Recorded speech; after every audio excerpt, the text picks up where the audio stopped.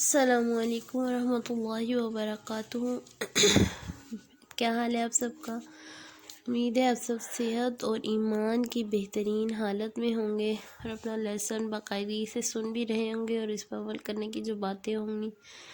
اس پر عمل کر رہے ہوں گے۔ اللہ تعالیٰ سے دعا ہے کہ اللہ تعالیٰ ہمیں مزید اس کو سمجھنے اور اس پر عمل کرنے کی توفیق دے۔ چلیں جی، ہمارا آج کا لیسن ہے آیت نمبر سورۃ البقرہ آیت نمبر 71 سے۔ اعوذ باللہ من الشیطان الرجیم، بسم اللہ الرحمن الرحیم۔ قالا کہا، انہ بے شک وہ، یقول فرماتا ہے، انہا بے شک وہ، بقرۃ ایک گائے ہے، لا نہیں، ذلول پست نرم، تثیر ہل چلاتی اور ارض زمین میں، ولا اور نہ، تسقی سیراب کرتی ہرسا کھیتی کو، مسلمۃ صحیح سلامت ہے، لا نہیں، شیعہ کوئی داغ، فیہا اس میں، قالوا انہوں نے کہا، الآن اب لایا ہے، جئتا تو بالحق حق کو، فذبحوہا تو انہوں نے ذبح کیا، وما اور نہ، قادو قریب تھا وہ، یفعلون وہ کرتے، وَإِذْ اور جب قتل کیا تم نے، نفساً ایک شخص کو، فادارأتم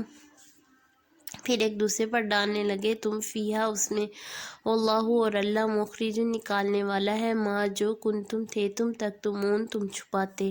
فقلنا تو کہا ہم نے، اضربوہ مارو اس کو، ببعضہا ساتھ اس کے بعض حصے کو، کذالک اسی طرح، یحیی اللہ زندہ کرتا ہے اللہ موتیٰ مردوں کو، ویریکم اور دکھاتا ہے تم کو، آیاتی اپنی آیات، لعلکم تاکہ تم تعقلون تم عقل سے کام لو۔ ثم پھر قست سخت ہو گئے، قلوبکم دل تمہارے، من بعد ذالک اس کے بعد، فہی تو وہ، کالحجارۃ پتھر کی طرح ہیں،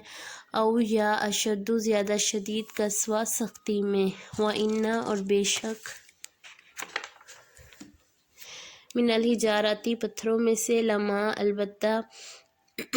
البتہ جو، یتفجر پھوٹ نکلتا ہے، منہ اس سے، انہار نہریں، وإن اور بے شک، منہا ان میں سے، لما البتہ جو، یشقق شق ہو جاتے ہیں، فیخرج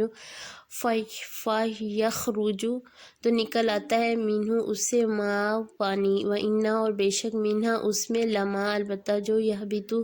گر پڑتے ہیں، من خشیۃ اللہ اللہ کے ڈر سے، وما اور نہیں، اللہ اللہ بغافل غافل، اما اس سے جو، تعملون تم عمل کرتے ہو، افتطمعون کیا پھر تم امید رکھتے ہو، کلام اللہ اللہ کا کلام کی، ان کے، یؤمنوا وہ ایمان لائیں گے، لکم تمہارے لیے، وقد حالانکہ تحقیق آنا ہے، فریقن ایک گروہ، منہم ان میں سے، یسمعون وہ سنتا ہے، کلام اللہ اللہ کا کلام، ثم پھر، یحرفونہ پھیر دیتا ہے اس کو، من بعد اس کے بعد، ما جو، عقلوہ انہوں نے سمجھا، وہم اور وہ، یعلمون علم نہیں رکھتے۔ دیکھیں آیت نمبر 71 میں کیا ہے، پیچھے جیسے ہماری آیات گزر رہی ہیں ان میں تھا کہ ایک گائے کا واقعہ پیش آیا ہے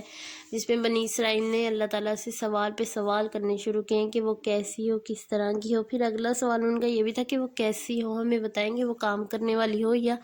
نہ کام کرنے والی۔ پھر اللہ تعالیٰ نے کیا فرمایا ہے کہ بے شک وہ ایک گائے ہے جو کہ نہ ہی زیادہ نرم میں ہے، نہ ہی وہ کھیتوں میں ہل چلانے والی ہو، نہ ہی کھیتی کو سیراب کرتی ہے، یعنی کہ وہ دونوں کام نہیں کرتی ہو، وہ بالکل صحیح سلامت ہو، اس میں کوئی بھی داغ نہ ہو۔ پھر انہوں نے کہا کہ اب آپ حق بات کو لے کے، یعنی حضرت موسیٰ علیہ السلام کو کہا کہ اب آپ بالکل صحیح بات لے کے آئے ہیں، وما قادوا یفعلون اور قریب ہے کہ ہم یہ کریں، یعنی کہ آخرکار انہوں نے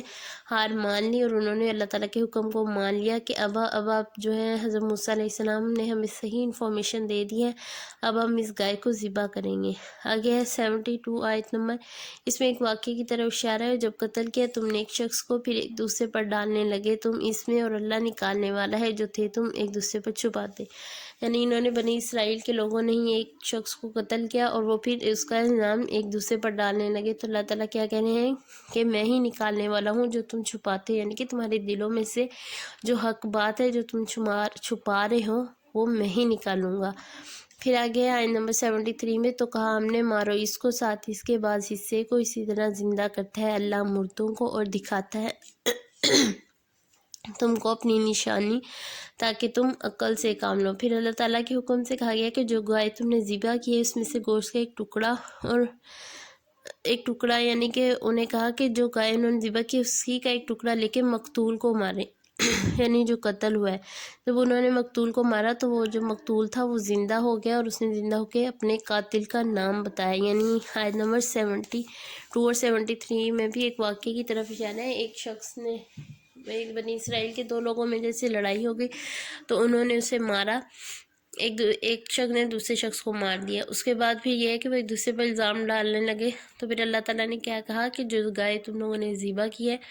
اس کا ایک ٹکڑا لو، اسے مقتول کے یعنی کہ جسم پہ مارو، مقتول یعنی کہ جسے قتل کیا ہے، پھر اسے مارا تو اس کے جسم کا وہ حصہ اٹھ گیا اور اس نے ہی قاتل کا نام بتا دیا۔ آگے ہے جی آیت نمبر 74 میں ثم قست قلوبکم، پھر سخت ہو گئے دل تمہارے اس کے بعد تو وہ پتھر کی طرح یا زیادہ شدید، اور بے شک پتھروں میں سے البتہ کچھ میں سے پھوٹ نکلتی ہیں، اس میں سے نہریں، اور اس میں سے کچھ شک ہو جاتے ہیں تو ان میں سے پانی کا چشمہ نکلنے لگ جاتا ہے، اور البتہ کچھ ایسے بھی ہیں جو گر جاتے ہیں، اور اللہ تعالیٰ غافل نہیں ہے اس سے جو تم کام کرتے ہو۔ اللہ تعالیٰ نے اس آیات میں پتھروں کی بھی اقسام بتائی ہیں۔ بیسیکلی پتھروں کی اقسام سے جو اللہ تعالیٰ کا وہ ہے کہ وہ انسانوں کے بارے میں ہی بتایا جا رہا ہے کہ انسانوں کے دل کی بھی 3 قسم کی صورتیں ہیں، انسان بھی 3 قسم کی دل رکھتے ہیں، یعنی کہ کچھ ہوتے ہیں جو بہت سخت ہوتے ہیں، ان کے اوپر جتنا مرضی اللہ تعالیٰ کی نیک بات اچھی باتیں انہیں بتائی جائیں لیکن ان کے اوپر کوئی اثر نہیں ہوتا، انہیں عذاب کے بارے میں بتایا جائے تب بھی انہیں کچھ نہیں فرق پڑتا۔ اور کچھ آیات ہے، کچھ لوگ ایسے ہیں جن کو کچھ وہ سنے ایسے واقعات جن سے ان کے دل پہ نرمی طاری ہو جاتی ہے اور ان کا دل بدل جاتا ہے، کم از کم مستقل نہ بدلے تو تھوڑی ہی دیر کے لیے ضرور بدل جاتا ہے۔ اور ان کے بارے میں ہے کہ کچھ ایسے ہیں جو شک ہو جاتے ہیں اور ان میں سے پانی نکلنا شروع ہو جاتا ہے۔ اور جو تیسری قسم کے ہیں وہ یہ ہیں کہ اللہ کی خشیت، اللہ کے ڈر سے گر جاتے ہیں، یعنی کہ انسانوں میں سے بھی کچھ